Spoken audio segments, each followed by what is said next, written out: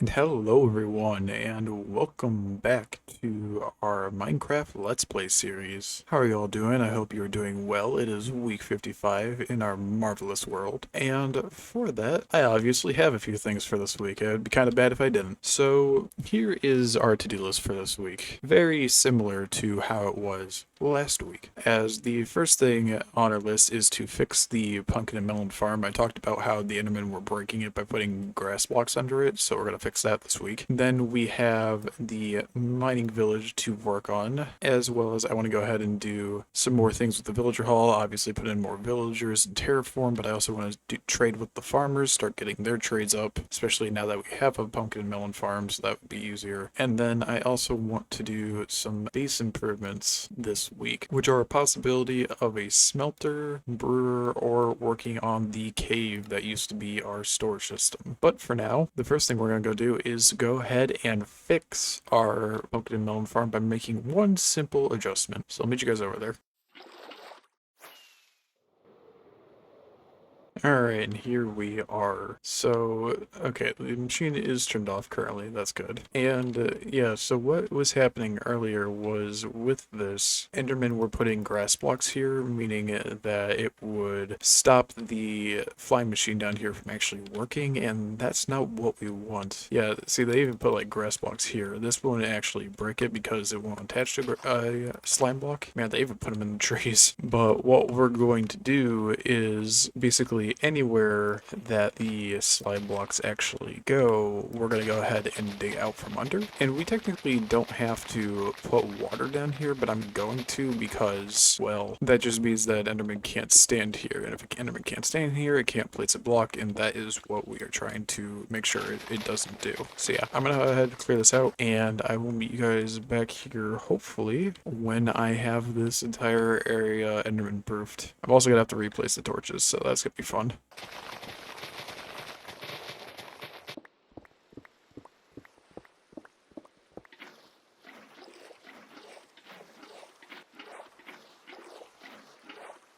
Alright, and there we go. That's all I wanted to do was go ahead and put a pool of water down here, so now Endermen can't necessarily stand here and, well, place blocks wherever they feel like it. I do understand, obviously, that there is still the issue of these lines right here, but I'm not actually as worried about those as I was about here. So yeah, that is all that I think we need to do to actually take care of this, and I just realized I need to add some more torches on the other side of this, but yeah, otherwise than that, we are all good, and we'll go ahead and head back to our base. Because the next thing I actually want to do is at our base, and that is because, while I don't plan on doing all of these this week, one thing that I do have plans for at the moment is the cave. This cave right here. Now, yeah, this was what used to be our storage system in the past, and obviously I would have had to tore out everything, but now that we're not using it, I still wanted to kind of use the location because we have a path up here, and I thought, what better than to make a cave for our animals. It doesn't seem that great when I'm putting cats in here, but I feel like putting wolves in here would make a lot of sense. Who knows, I might move the cats into that building over there, become a crazy cat person. But first, I want to clear out the area. And of course, this would be a lot easier with the beacon, but our beacon does not reach out here.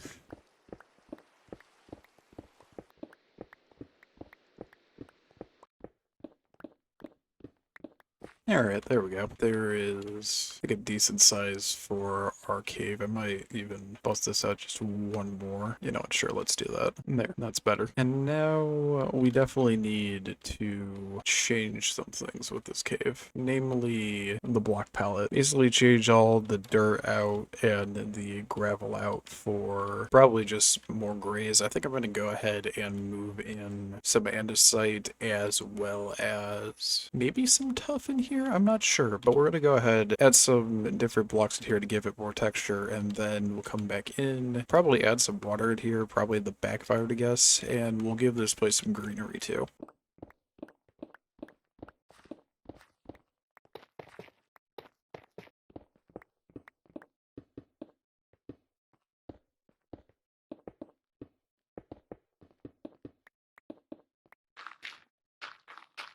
And there's stage one. I went ahead and added the gray color blocks. Obviously, we got cobblestone littered throughout this entire cave. And then we got some tuff lining a place where I'll have a pool of water, which the pool of water will have gravel at the bottom, of course, for cobblestone. And then I have these rocks right here that will basically take up, well, they're made out of andesite. They just kind of break up the area a little bit. So now, with all that done, we get to add some greenery into this. By greenery, I mean probably some lichen, moss, and I don't know if we'll add some grass in here, but we'll see. Do I seriously not have any vines in here?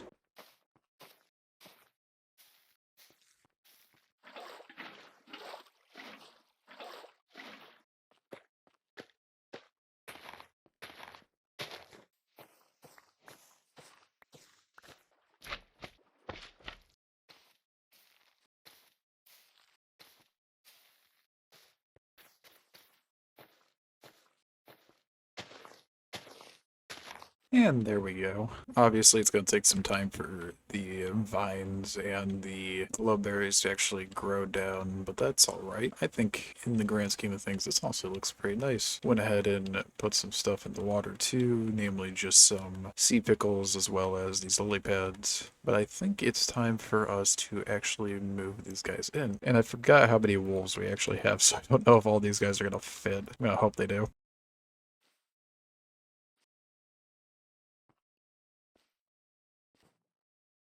And there we go. There's everyone moved in. And yeah, no, I forgot I had all these guys, to be honest. I forgot all of my wolf types are here. Some of them even hidden around the area. I don't know. I'm very glad that these guys are no longer sitting out here in the rain. And you may have noticed that there were no cats in here. And that is because I went ahead and moved those guys into here. I am going to have to, at some point, go ahead and grab all the other cats that we have gotten for a complete catalog, because what we're missing, there's 5 here, but 2 of them are duplicates, so that would be 7 missing. So maybe in the future we'll go around and gather those guys up like we did these wolves. But for now, I'm actually pretty happy with how this cave turned out. It looks a lot nicer, and this will probably be more of a little bit of a sanctuary, and will also be something that stays here for a lot longer. And by a lot longer, I mean that it'll actually be here probably till the end of time, because I think it's good the way it is. If it changes at all, it'll probably just change by expanding or even maybe just adding like some water here, which actually is not a bad idea. Give me a second.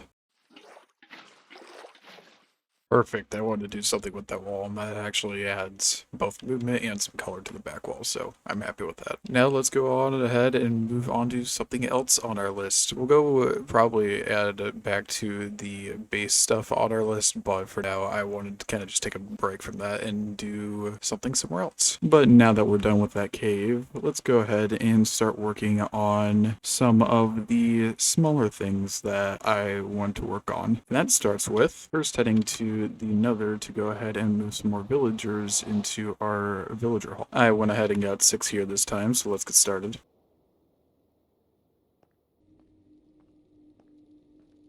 So actually, the interesting thing with moving these villagers in is that I already have almost all of the farmers taken care of, so now I need to figure out where I want to place these next guys. Like, do I want to place them as librarians? Do I want them to be the archers here? And if I want them to be the archers, well, we're going to be trading with the farmers anyway today, so maybe that wouldn't be that bad of an idea.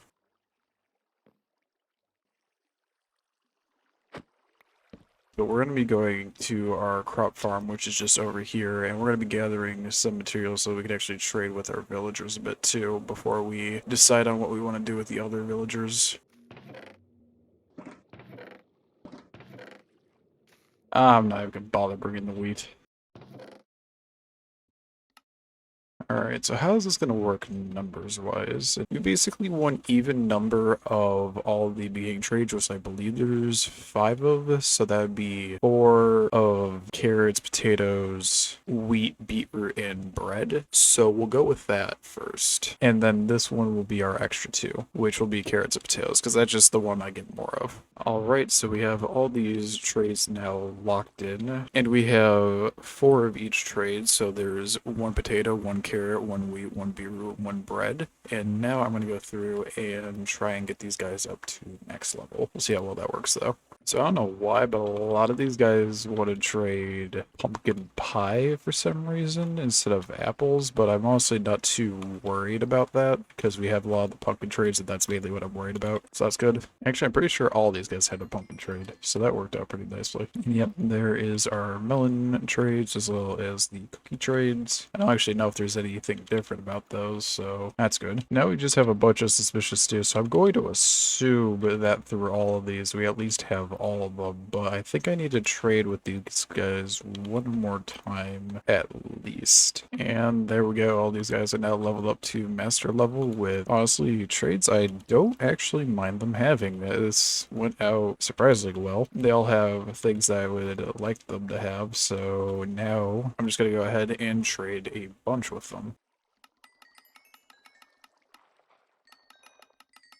And now I'm cleaned out of all my crops. Alright, cool. But let's go see what our profits were now. I was very confused because I forgot I threw bread in here, but yeah, honestly, more emeralds, always a pleasure. I guess I'll just take the bread and put it somewhere else for the time being. And now for these guys. What do I want to do with these guys? Honestly, the best idea, if I have any, would probably go grab some sugarcane and turn these into librarians, maybe? Start getting this area filled out. So I think that's what we'll do.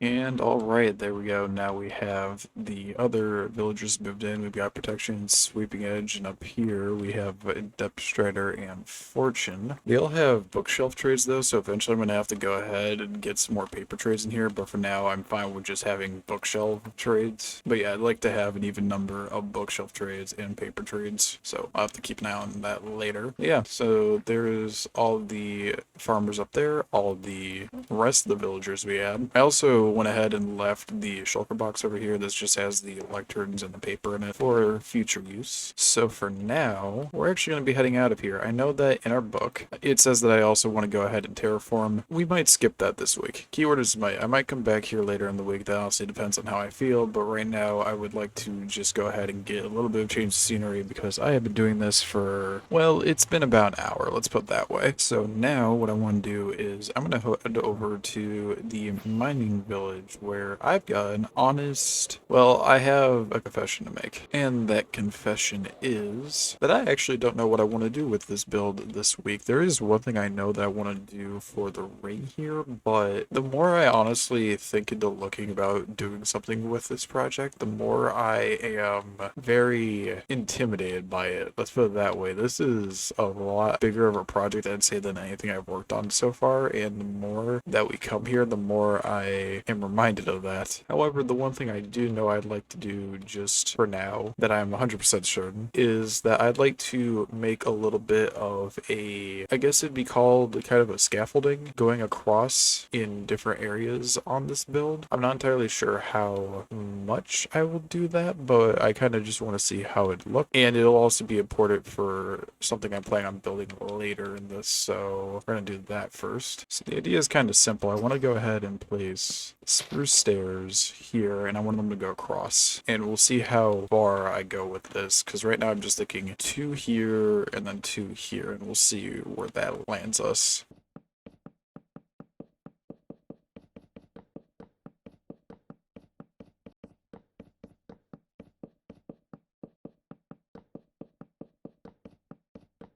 Alright, now do we keep going further with this? Because then there would be 4 more of these, which honestly might not be a bad idea.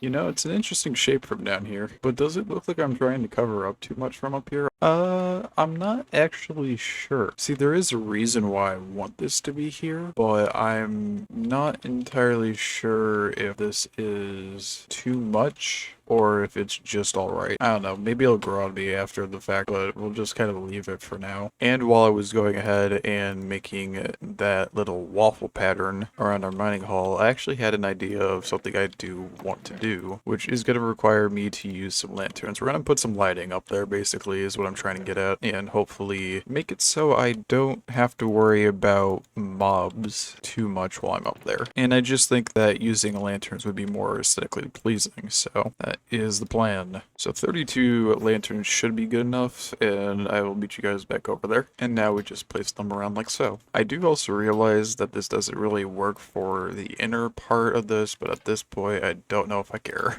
And now we just wait for night to see how this looks. I do also have a plan for what to actually use this for, so this hopefully won't always be dark, but we will see. And there we go, that's what it looks like during the nighttime, which in all honesty, it lights up more of the center than I was expecting. Obviously you still got the dark patches, but I feel if we end up getting some light just in these four corners of the square in the center, then we'll be able just to have a fully lit up area up here. Hello zombie, I see you over there. But yeah, I don't necessarily know exactly what I want to do with stuff down there at the moment, and that's kind of the reason I've been avoiding it. I'm thinking that possibly next time what we'll work towards is I will go ahead and possibly gather up some TNT, and I'm thinking we might end up blowing a hole in one of these to get us started, just to start getting us an idea of how I want to actually make these layers, and also just test out how much TNT is actually going to do something, because it's either we're going to be using TNT or we're going to be having to use up a haste beacon once more. Don't get me wrong, I'm not looking forward to having to use a haste beacon if necessary, but again, if it's necessary, we'll do so. But for now, let's head back over to the villager hall, actually.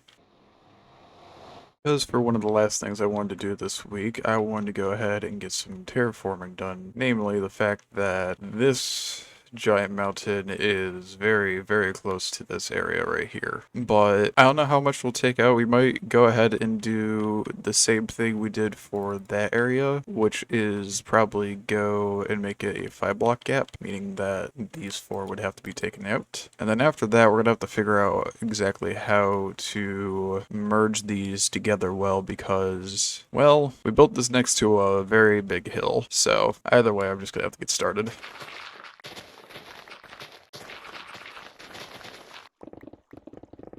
Cool. Now how do we work with this?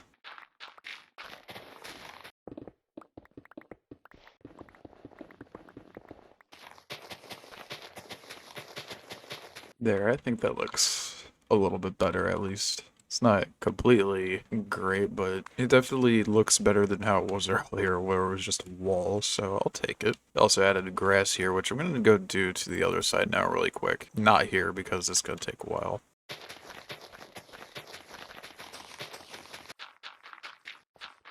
There, that already looks a lot better too, even though most of it was covered over with snow. We obviously still have a long ways to go with this project, especially with terraforming because, well, I might take this out really quick.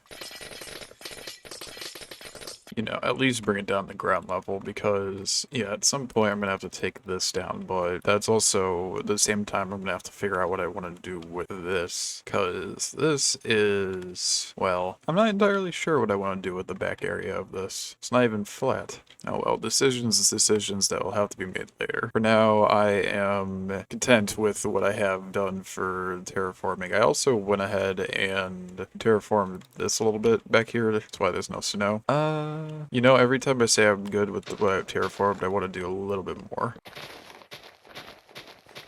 At least these parts is like, it's very easy to terraform because there's not that much to break, and it's only like dirt or something of the like that can be broken within 2 seconds. But yeah, now I'm done terraforming, and I promise. At least for this episode. So with this little bit out of the way, let's head back to our base, and the next thing that we're going to do, which is also going to be the last thing we're going to do, is going to be something we've talked about before, and it's not going to be something actually physical in our world, at least for now. It'll make more sense when we get there, so I'll see you over there.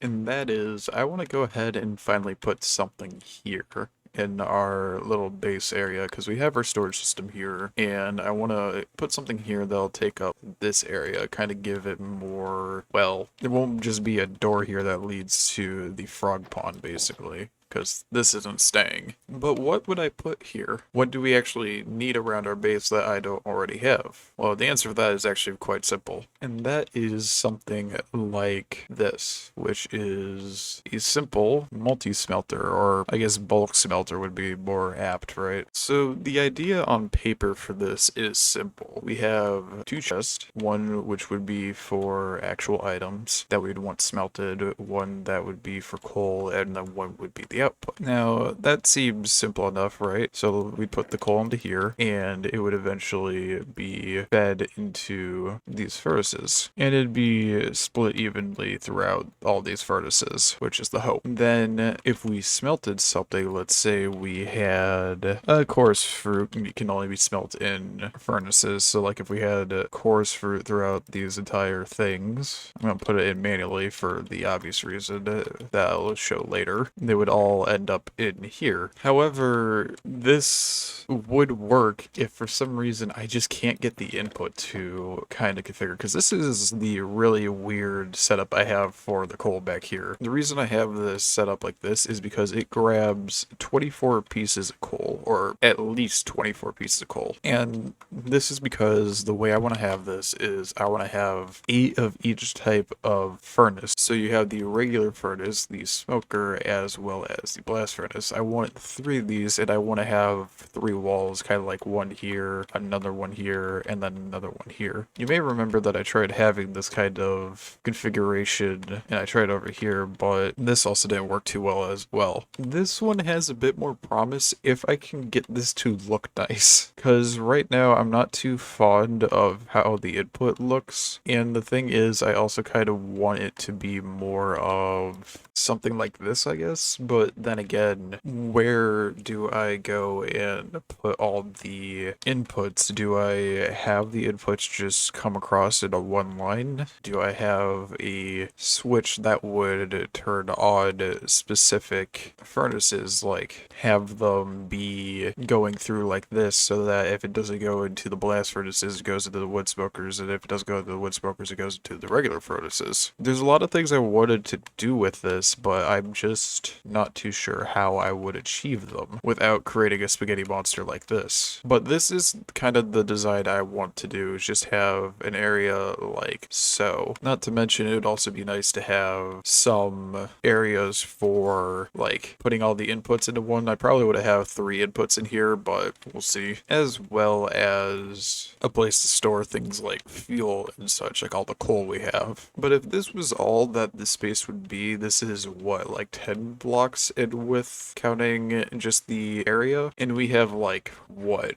how many blocks of leeway here? It is 21 from the edge of the tunnel to that edge right there. So we definitely have some room to work with. But at the moment, just like last time, I am struggling with an actual design. So while there are plans for a smeltery to actually appear in this world, I still have yet to actually finish the design. But my hope is that by a few weeks in time at the longest, and the shortest being by next week, I'll have a design that I'm actually happy and proud of. But for now, that's actually going to be it for this week. We went ahead and fixed up our pumpkin and melon farm. We went and added some small details to our mining village, as well as we did the same thing for our villager hall, but also traded with all of our farmers there to get them to max level, which we probably will go ahead and trade a bunch of pumpkins and melons with them now, just because we can. And then we also have done some work around here where I've gone ahead and transformed that cave, which I also just realized I never would have had it checked before the end of the episode. So let's do that just really quick. Yeah, I like this a lot. Still needs more time, obviously, for the vines, but it's getting there. And then finally, I showed you guys the plans for the smeltery, which I'm gonna try and have more of a concrete design later. But nonetheless, I hope you all enjoyed this week's episode. I thank you all for watching. You all take care, have a great week, and I will see you guys hopefully in the next one. Alright, take care, and bye-bye.